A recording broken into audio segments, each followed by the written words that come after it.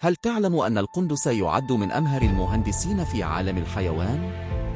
القندس يبني سدوداً مذهلة من الأشجار والأغصان والطين لخلق برك مائية حول مسكنه، مما يوفر له الحماية من الحيوانات المفترسة.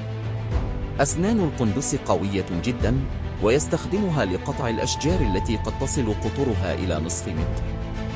القنادس معروفة بقدرتها على تعديل البيئة المحيطة بها بشكل كبير، حيث تسهم سدودها في تنظيم تدفق المياه وتوفير مواطن للحياة البرية الأخرى. بالإضافة إلى ذلك، ذيل القندس العريض والمسطح يساعده في التوازن أثناء البناء، وكذلك يعمل كمخزن للدهون والطاقة خلال الشتاء.